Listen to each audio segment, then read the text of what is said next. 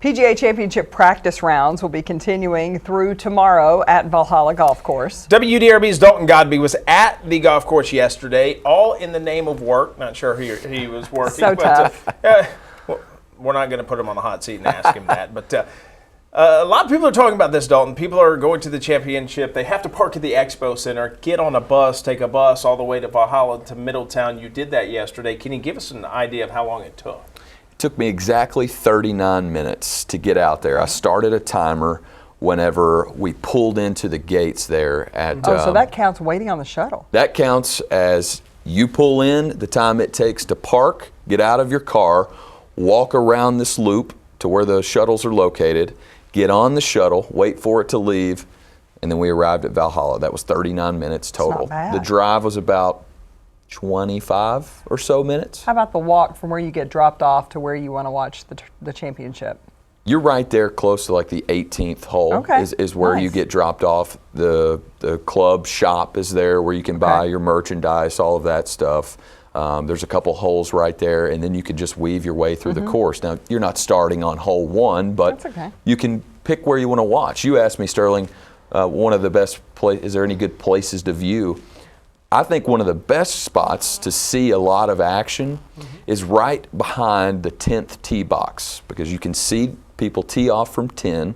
You can also look down just to your right and see people tee off from 13. That's kind of the iconic hole at Valhalla. That's the island hole. The island hole with the exposed limestone.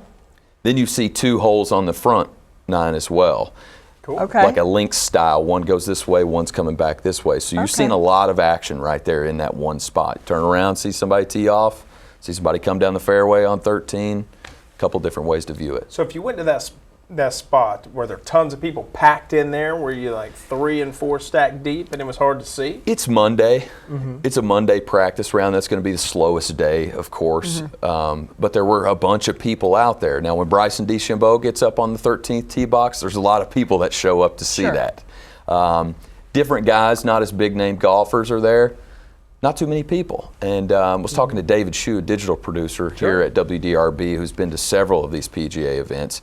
He said yesterday that you can experience this a couple different ways. If you want to follow Tiger Woods around and deal with that crowd, you can absolutely do that.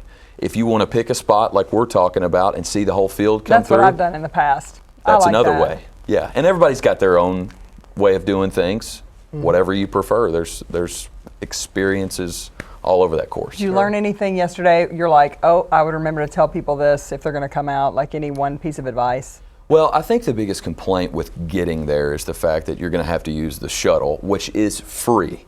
And I think free to park, too. Free to park. There's no money involved with parking or riding that shuttle, so that's something to consider. If you take a ride share, which is the other way that PGA is suggesting you get there, you're obviously going to have to pay the fare for however long it takes you to get from point A to point B.